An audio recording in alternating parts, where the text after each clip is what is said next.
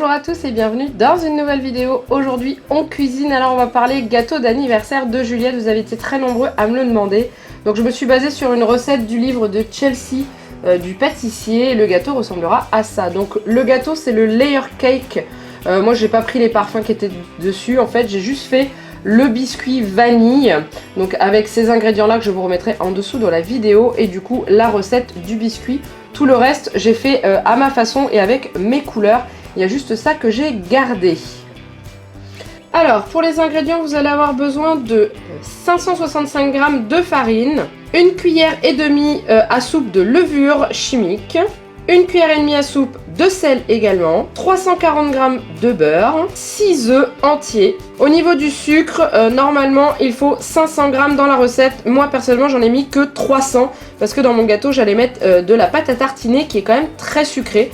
Donc du coup j'ai préféré réduire la dose de sucre et ça a largement suffi. Ensuite 2 gousses de vanille qu'on achète de préférence en tube en verre parce que les arômes sont conservés et sont meilleurs et elles ne sèchent pas. 185 ml de lait fermenté, donc ça je l'ai trouvé au rayon frais avec les crèmes fraîches dans magasin Carrefour Market ou Intermarché, il y en a également. Donc c'est indiqué lait fermenté dessus. Il faut également 185 ml de crème fraîche épaisse. Donc 20 centilitres, ça fait à peu près la quantité que je vais mettre dans ma recette. Alors on va commencer déjà, on met le four à préchauffer à 175 degrés. On prend un cul de poule, enfin un saladier, bref. On met la farine dedans, le sel d'un côté et la levure chimique de l'autre. On évite qu'ils soient trop en contact. Après, quand ils sont en contact ensemble dans la farine, ça pose pas de problème. Mais au début, on les met chacun de leur côté. Et on mélange un petit peu tout ça. En attendant, avant, j'ai chemisé un moule. Donc j'ai mis de l'huile ou du beurre. C'est vous qui choisissez. Il fait à peu près 6 cm de hauteur et 15 cm de diamètre. Et j'ai mis de la farine, ou on peut mettre du sucre aussi. Mais moi, je préfère mettre de la farine. C'est pour éviter que ça colle au fond du moule. C'est très important. Ensuite, le mélange farine, levure, sel, je vais le mettre de côté. Je vais ensuite peser ma crème fraîche épaisse parce que je l'ai encore dans mon pot. Donc c'est 185 ml. Ce que je fais, je pèse, donc j'ai ma balance avec qui fait millilitres. Hein, donc ça, après ça c'est super pratique. Et il me semble que tout le pot y passe si ma mémoire est bonne. Donc du coup, il faut savoir qu'un pot de 20 centilitres de crème fraîche épaisse correspond à peu près à 185-190 ml. Donc bah, j'ai tout passé. Hein.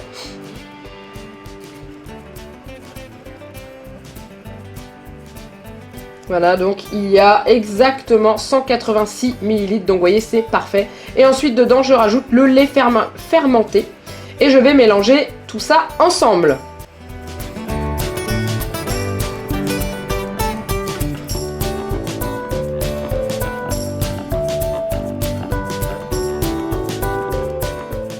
Et une fois que ça s'est mélangé, je vais le réserver de côté au frais en attendant. Ensuite, je vais me munir de mon robot Camix de chez Kenwood que j'adore par-dessus tout. Non, ce n'est pas un placement de produit, c'est mon robot préféré. Vous pouvez faire ça avec un batteur à main, tout simplement aussi, mais c'est plus lourd. Plus long et plus physique parce que vous devez le garder et tout. Là, lui, il va tourner tout seul. Donc, je vais mettre mon beurre, comment on dit, ramolli à température ambiante. Ouais, voilà, mon beurre à température ambiante. Donc c'est un beurre que j'ai sorti de bonne heure. Je mets tout ça dans mon batteur et ensuite je vais le mélanger en fait avec mes 300 g de sucre ou les 500, ça dépend la quantité de sucre que vous décidez de mettre. Ensuite je vais ajouter le sucre d'un coup dans mon mélange et je vais mettre mon mixeur en route, enfin mon batteur électrique en route.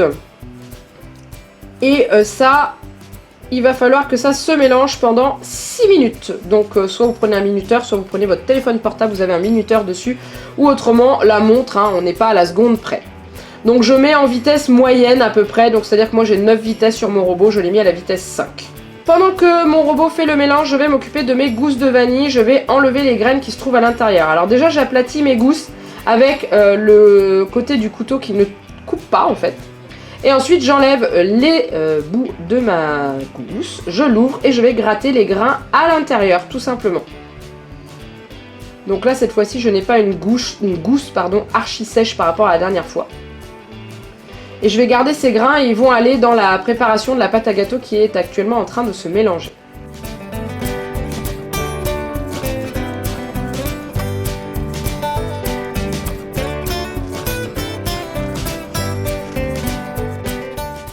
Alors on revient avec notre beurre et notre sucre, il nous reste à peu près 1 minute. J'ai ramené mes œufs que je vais devoir incorporer un à un pendant que la pâte se mélange. Donc dès que mon minuteur sonne, je vais casser mes œufs et je vais les mettre un par un dedans. Alors ça va vous faire une espèce de pâte un peu bizarre. C'est pas très ragoûtant, je peux vous dire. Mais quand on voit le rendu final et le goût que ça en vaut le coup de voir une espèce de truc un peu bizarroïde. Là, après le premier œuf, je vais mettre mes graines de vanille dans dans ma pâte à gâteau qui est en train de se faire. Et je vais ajouter mes œufs et ainsi de suite.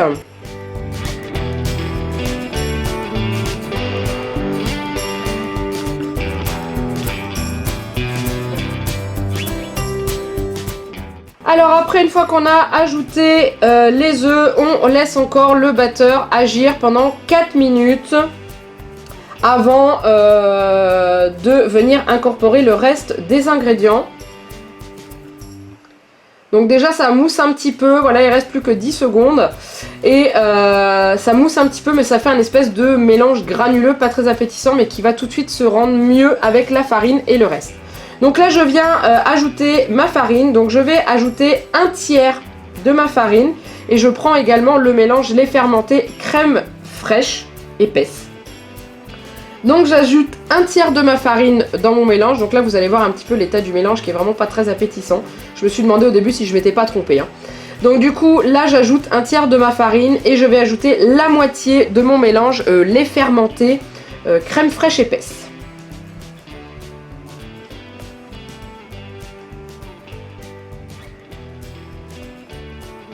Donc c'est à peu près, je pèse pas, quand j'ajoute c'est comme... je me dis voilà, ça fait à peu près la moitié, ça va pas changer grand chose. Et ensuite je remets le batteur en route pour que tout se mélange comme il faut. Donc je le mets pas trop fort non plus, pareil je reste à vitesse moyenne parce que la pâte quand même devient un peu plus épaisse parce qu'on a rajouté de la farine dedans. Et on laisse tout se mélanger et ensuite au fur et à mesure on va rajouter la farine et le mélange lait fermenté crème. On y va tout doucement, donc moi j'ai choisi de l'ajouter au fur et à mesure pendant que ça tourne. Et j'ai dégagé un immense nuage de farine autour de mon robot et j'en ai mis partout.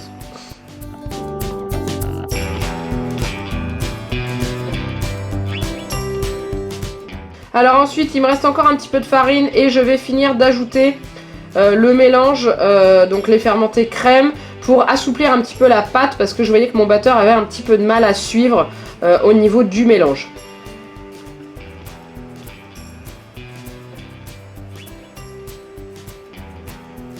Une fois que c'est bien mélangé et que je vois que ça reste quand même un peu dur au niveau de la pâte, je fais le choix d'ajouter ma farine qui reste à la fin. Et que je vais mélanger moi-même en fait au fouet. Parce qu'il m'en reste quand même pas mal et que j'ai pas envie d'abîmer mon robot de cuisine non plus. Donc au début je mélange un petit peu avec une maryse. J'en mets partout. Eh ouais, malheureusement, je suis pas une professionnelle de la cuisine. Quoique, je crois que les professionnels de la cuisine, ils sont balèzes pour ruiner des plans de travail.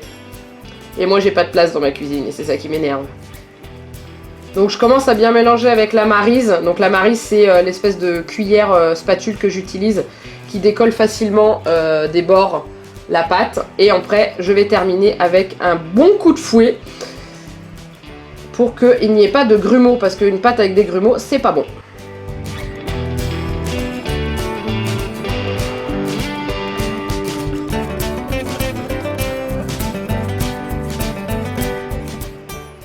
Donc on a une espèce de pâte quand même qui est relativement épaisse. Après le but c'est que le gâteau soit pas trop aérien parce qu'il doit se tenir pour pouvoir supporter le poids de la pâte à sucre qu'on va utiliser ensuite pour la réalisation du gâteau mini. Donc après j'ai versé la moitié de ma pâte dans mon moule parce que je vais réaliser 2 gâteaux avec cette pâte. La recette est pour 2 gâteaux. Et j'ai mis à peu près un peu plus de la moitié et le reste de ma pâte je l'ai mis de côté en attendant que ça va me servir après. Au niveau de la cuisson, il est indiqué dans mon livre 30 minutes, ou 45 minutes, je ne sais plus. Le problème qu'il y a eu, donc 30 minutes, moi il a cuit 1h10, très exactement, chaque gâteau a cuit 1h10. Alors une fois que le gâteau est cuit, donc là on est le lendemain matin parce que mon gâteau a refroidi toute la nuit. Parce que pour être sûr que ça ne fonde pas tout ce que je vais mettre dessus, je l'ai coupé en 3 avec un gros couteau pour pouvoir avoir des parts quand même bien droites. Je sépare les 3 parties, donc le deuxième gâteau je l'ai mis de côté, je vous expliquerai, il a une forme un peu différente. Et là je vais prendre une spatule et je vais étaler ma pâte à tartiner en fait entre chaque disque de pâte, enfin de gâteau, parce que c'est plus de la pâte mais c'est du gâteau. Je fais ça proprement parce qu'en fait il faut que les gâteaux s'empilent après. Alors c'est pas un gâteau qui est diététique parce qu'il y a pas mal de beurre, il y a de la pâte à tartiner. On n'est pas obligé de mettre de la pâte à tartiner dedans, on peut mettre autre chose. Mais il faut impérativement, si vous faites un gâteau à la pâte à sucre, impérativement mettre un ingrédient à l'intérieur comme ça qui ne va pas au réfrigérateur. Pourquoi? Parce que une fois que vous avez mis votre pâte à sucre sur votre gâteau, vous ne pouvez plus le mettre au frais. Donc moi c'est pour ça que j'ai choisi la pâte à tartiner parce que Juliette adore ça. J'ai pris une pâte à tartiner qui vient de chez Intermarché qui est sans huile de palme parce que je n'utilise plus de Nutella et de produits à base d'huile de palme. J'essaie de limiter au maximum. Donc tant que je peux le faire, ben, je le fais. Donc du coup, voilà. Donc je fais ça pour les 3 disques et ensuite je vais recouvrir en totalité mon gâteau de pâte à tartiner. Le but c'est d'essayer d'avoir quelque chose de lisse, mais après la pâte à tartiner ça colle, c'est une horreur. Mais voilà, après je suis pas non plus une grande pâtissière, donc du coup du coup je fais comme je peux.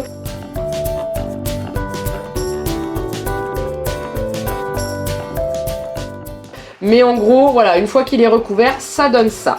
Alors ensuite je vais le passer dans une assiette parce qu'il va aller en attendant au réfrigérateur pour que la pâte à tartiner durcisse un petit peu. Mais c'est pas indispensable, si vous n'avez pas de place dans votre frigo, vous n'êtes pas obligé de le mettre au frigo. Ensuite je vais réaliser les oreilles en chocolat du gâteau que vous avez aperçu au démarrage. Donc je fais fondre du chocolat noir au micro-ondes. Chocolat noir pur, je ne rajoute rien dedans. Je le coule ensuite sur une plaque recouverte de papier sulfurisé. Alors j'ai pas fait, pour ceux qui connaissent un petit peu en pâtisserie, j'ai pas fait le tempérage du chocolat, donc mes oreilles vont pas être brillantes comme les œufs de Pâques qu'on trouve dans les chez les grands pâtissiers. Moi j'ai juste voulu des oreilles en chocolat noir et j'ai pas voulu m'embêter à faire le tempérage du chocolat. Donc j'étale tout ça au début avec ma maryse pour que ce soit quand même plutôt régulier. Et ensuite je vais recouvrir d'un autre papier sulfurisé pour éviter les imperfections et enlever toutes les bulles d'air pour avoir des oreilles, enfin des ronds en chocolat qui vont être lisses malgré tout, même s'ils ne sont pas brillants, ils seront lisses.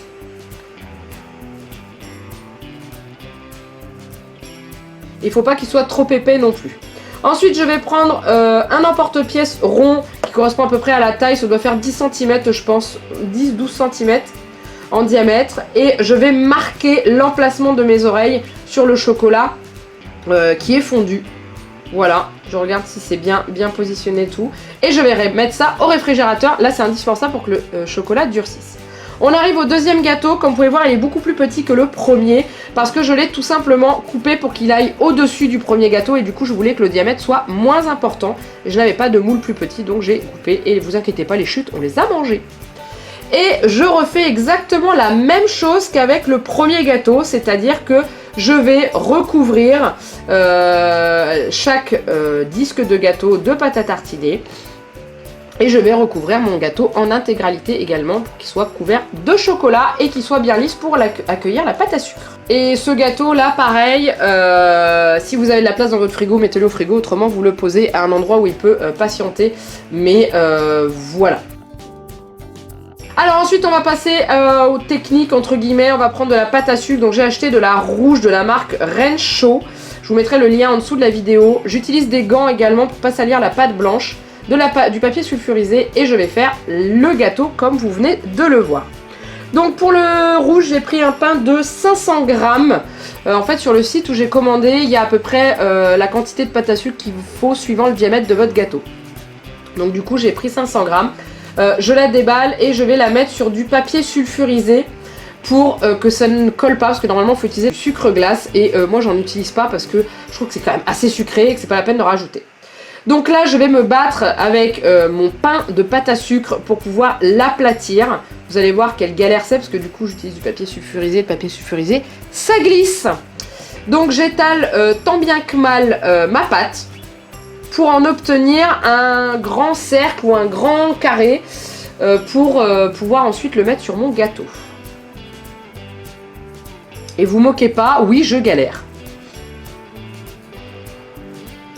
Du coup, au bout d'un moment, vous allez voir, je vais changer de rouleau parce que ça va m'énerver. Je vais prendre mon rouleau en bois et qui, lui, marche très très bien. Et le but, c'est d'avoir une pâte à sucre très fine qui fait 1 mm, maximum 2 mm. Je vais ensuite mettre mon deuxième papier sulfurisé par-dessus pour avoir une pâte à sucre bien lisse et pouvoir avoir à peu près la même hauteur, enfin la même hauteur de pâte à sucre partout. Je sors mon gâteau du réfrigérateur et je le place au-dessus de ma pâte à sucre. Moi, c'est pour voir à peu près si mon diamètre il est bon. J'essaye de voir, alors ça c'est à l'œil, hein. J'essaye de mettre au-dessus pour voir, je vois que c'est bon, c'est assez grand. Je vais reposer mon gâteau sur mon support que j'avais au démarrage et je vais enlever l'assiette qui est en dessous, que je remettrai le gâteau dessus après. Donc là, il faut faire attention avec le gâteau parce qu'il y a du chocolat dessus et le but c'est de ne pas salir la pâte à sucre, éviter de mettre du chocolat dessus. Donc là, je peux vous dire que j'ai bien la pétoche, hein, parce que c'est pas la première fois que je mets de la pâte à sucre, mais j'y arrive jamais. Donc là, en plus, je vous filmais ça, donc voilà. Donc je l'ai laissé sur le papier sulfurisé et je l'ai mis tout doucement sur le gâteau. Voilà, en essayant qu'au-dessus, il n'y ait pas de pli, rien du tout. Et j'ai enlevé mon papier sulfurisé et là, j'avais envie de crier victoire parce qu'il n'y avait pas de trou dans ma pâte. Donc je lisse avec ma main, il y a des appareils pour lisser, moi je m'en sers pas, je fais ça avec mes mains. Et ensuite je vais positionner la pâte à sucre tout autour de mon gâteau en essayant de faire un minimum de plis parce que le but c'est qu'il n'y ait pas de plis, il faut que ce soit bien lisse et beau. Surtout que je vais mettre de la décoration par-dessus. Donc les plis ça m'aide pas. Voilà, donc j'aplatis bien tout autour. Au-dessus, là j'ai un tout petit trou que je rebouche, mais voilà, ça se voit pas, sachant que l'autre gâteau va reposer dessus, donc ça ira. Donc là, il y a des petits plis, j'essaye d'aplatir comme je peux. La pâte à sucre, c'est comme de la pâte à modeler ou de la pâte Fimo.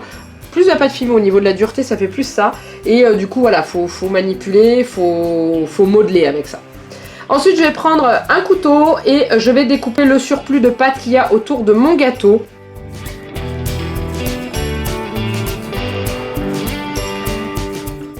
Donc voilà, j'ai la première base de mon gâteau rouge qui sera en dessous. Et à partir de ce moment-là, on ne met plus le gâteau au frigo. Et tout autour, pour cacher la fin de la pâte à sucre, il y aura une crème chantilly que je ferai juste avant le service du gâteau, parce que la crème chantilly, ça va au frigo. Donc là, je prends ma grande spatule, je la glisse entre le gâteau et le papier sulfurisé. Et ensuite, je transfère mon gâteau, sans mettre du chocolat dessus, sur mon assiette de service. Et je vais le réserver dans un coin où il ne risque pas d'être sali. Vous voyez, je m'essuie bien les mains avant de le toucher à chaque fois pour pas mettre du Nutella dessus parce que ça c'est tellement dommage quand il y a une tache. Donc voilà le premier gâteau. Donc il n'est pas parfait au-dessus, mais bon. On attaque le deuxième, donc je prends un pain de pâte à sucre blanche. Je garde la rouge de côté parce qu'elle va me servir à faire le petit nœud au niveau des oreilles de Mimi. Je prends ma pâte à sucre blanche qui cette fois-ci fait 250 grammes et je vais faire le deuxième gâteau en fait que je vais recouvrir. Et celle-ci elle est encore plus salissante que la rouge, hein, donc du coup je fais bien attention qu'il n'y ait pas de pâte à sucre restante ou de chocolat sur mon rouleau. Et je vais rouloter tout ça jusqu'à avoir la taille que je veux et l'épaisseur que je veux aussi également.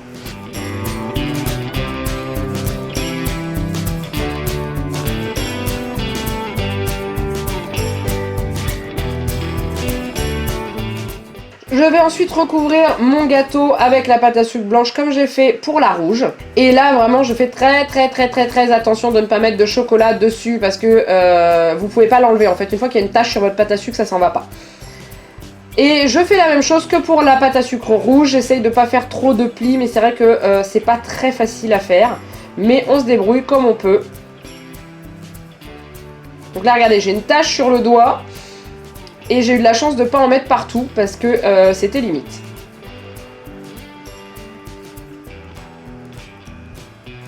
Donc normalement le gâteau il devait être un peu plus droit sur les bords, mais ça a formé une espèce de petite boule et finalement ça a donné plutôt pas mal au moment du dressage. J'ai trouvé ça plutôt sympathique, mais normalement il devait être beaucoup plus droit.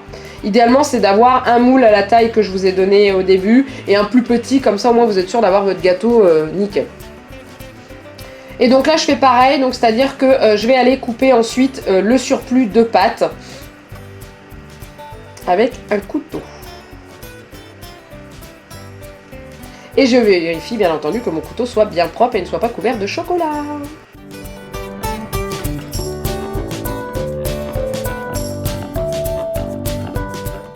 Donc là, je fais attention parce que je dégage pas mal de chocolat quand j'enlève le bas de la pâte à sucre. Donc cette pâte à sucre, malheureusement, elle ira à la poubelle. Et là, je vais donc passer à l'étape un peu compliquée où il va falloir que je transfère le gâteau sur le premier gâteau que j'ai fait au démarrage. Donc, comme le premier, hein, je passe ma spatule en dessous. Voilà, je fais bien attention de ne pas le faire tomber surtout et j'essaie de le positionner à peu près au milieu du premier gâteau pour faire un gâteau en hauteur. Voilà. Et donc voilà, on voit bien, je vais essayer de raplatir un petit peu et tout, mais on voit bien que voilà, ça a besoin d'une finition tout autour du gâteau et que ce soit en bas et au niveau de la jointure des deux gâteaux. Donc je ferai ça à la fin, je vous dis. Par contre, j'ai oublié de vous le filmer, bien sûr. Là, je vais réaliser les points blancs que l'on trouve sur la robe de Minnie. Donc je reprends un autre pain de pâte à sucre que j'avais acheté à part. Et je coupe que la moitié, hein, parce que j'ai pas besoin d'en avoir plus. Et je vais l'aplatir et ensuite je vais y découper des petits ronds avec une douille de poche à douille. Voilà, parce que je n'avais pas mon porte-pièce qui est derrière, était trop grand pour faire les ronds.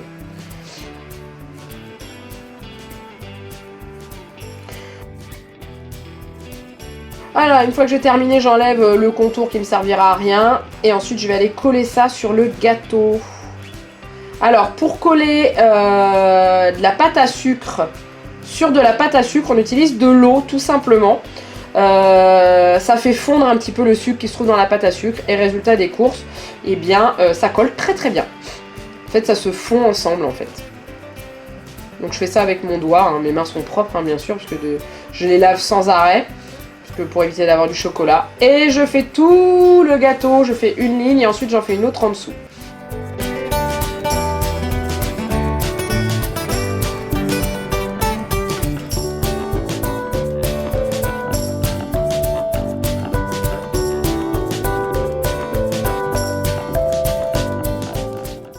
Ensuite je vais faire une deuxième ligne, donc en dessous comme je vous disais. En décalé de la première, donc on dit en quinquance, pour correspondre vraiment au point qu'on trouve par exemple sur l'assiette qui est en dessous du gâteau, hein, tout simplement, comme ça va parfaitement avec l'assiette. Et voilà, les assiettes je les ai achetées dans une boutique qui s'appelle Joyeuse Fée, donc c'est les boutiques de déco d'anniversaire, hein. On trouve ça un peu partout. Et c'est pas le thème Minnie, hein, c'était juste rouge à pois blanc, tout simplement. Ensuite j'ai trouvé que il manquait des points, donc j'ai décidé de faire les points en haut. Du coup j'ai fait des demi-points parce que ça va un peu en dessous. Et j'ai trouvé que ça complétait quand même plutôt bien le gâteau et la fin de la robe en fait de Minnie. Voilà, donc ensuite je vais m'occuper des oreilles, donc je vais les sortir du réfrigérateur et je vais couper les oreilles, donc il faut y aller vraiment très doucement avec l'emporte-pièce parce que le but c'est pas de casser, si jamais vous cassez une oreille vous pouvez recommencer en fait. Donc en fait je tourne jusqu'à user le chocolat et après j'aurai mes petites oreilles en chocolat qui viendront bien finir le gâteau je trouve.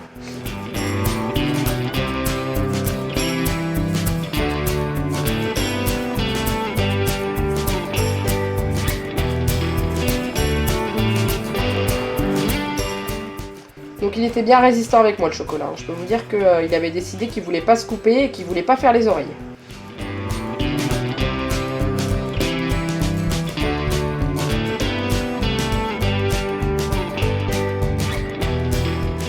Donc voilà, j'enlève délicatement le chocolat que je ne vais pas mettre sur le gâteau. Et ensuite, je vais positionner les oreilles sur le gâteau. Mais étant donné que j'avais les mains très chaudes et que ça fond très vite, j'ai décidé d'isoler un petit peu la chaleur de mes mains avec une paire de gants en latex qu'on trouve au rayon ménager du magasin. Donc maintenant je vais mettre les oreilles, donc je vais inciser au milieu, enfin un côté mais sur le milieu du gâteau pour placer la première et je ferai pareil pour la deuxième de l'autre côté. Donc je prends mon oreille en essayant de ne pas la casser et je vais la glisser dans le trou que je viens de faire. Voilà ce que ça donne. Donc moi j'étais plutôt contente du résultat que ça donnait. Et ensuite je vais mettre la deuxième de l'autre côté. Donc j'ai déjà du chocolat sur les doigts, donc je fais bien attention de ne pas toucher le gâteau et ne pas mettre du chocolat partout. Voilà. Et donc pareil, je coupe et je vais mettre la deuxième oreille dans le trou que je viens de faire. En essayant que ce soit plutôt symétrique. Et voilà ce que ça donne. Alors maintenant on va attaquer le nœud de Minnie, parce que Minnie a un nœud rouge dans ses cheveux, enfin sur sa tête. Alors normalement il est rouge à pois blanc, vous m'excuserez, je l'ai fait que rouge parce que j'ai pas eu le courage de faire les petits pois. J'ai déjà galéré à faire le nœud parce que j'avais jamais fait de nœud en pâte à sucre et nom de Dieu qu'est-ce que c'est dur. Donc j'aplatis une bande, si jamais comme moi elle est trop large, vous la recoupez en deux pour ensuite la remettre au bout et la rallonger tout simplement. Enfin, là, c'est vraiment du modelage total, hein, donc vous vous amusez, vous vous éclatez, vous vous faites plaisir. C'est comme la pâte à modeler, hein, ça se fond quand vous rappuyez dessus, donc vous pouvez faire des raccords, vous roulez et vous voyez plus la différence qu'il y a. Donc voilà. Et ensuite, je vais découper la bande. Alors, je vais faire un raccord avant. Parce que vous voyez, je trouve que c'est pas bien en haut. Donc voilà, je fais un raccord, je rajoute... je m'éclate, enfin moi j'aime bien faire ce genre de truc, ça m'éclate.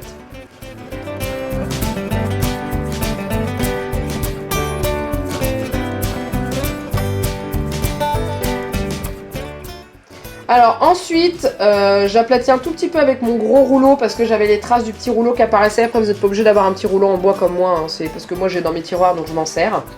Et ensuite je vais découper donc la bande qui va me servir à faire le nœud que Minnie a sur sa tête. Donc si vous voulez être sûr d'être droit, vous pouvez prendre une règle. Moi j'ai choisi de faire ça à l'arrache, comme on dit.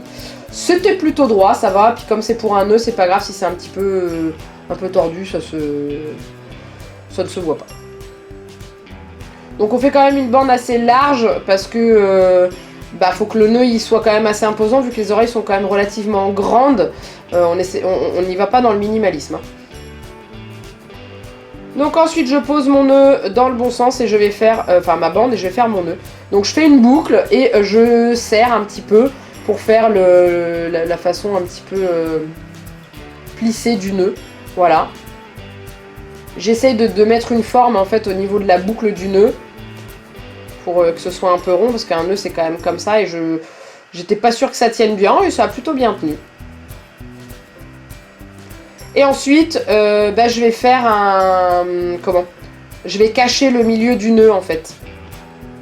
C'est-à-dire que le raccord des deux bandes, je vais le cacher. Donc j'essaye une taille, je vois que c'est trop petit, j'essaye une autre et je vois que ça va. Donc du coup je prends celle-ci, comme ça fait plus propre au niveau de la présentation.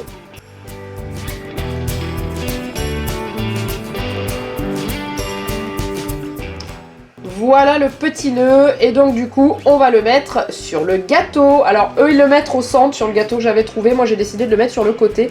Minnie porte toujours son nœud sur le côté d'une oreille, donc du coup je l'ai mis comme ça. Donc je le pose sur la pâte, je ne mets pas de dos, rien du tout. Et j'essaye de remettre en forme le nœud justement pour qu'il ait l'air un peu plus volumineux.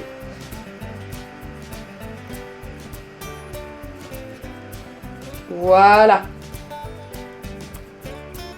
Donc il n'est pas parfait, hein. Franchement c'était le truc que j'ai trouvé que j'avais le moins bien fait du gâteau, mais c'est pas grave.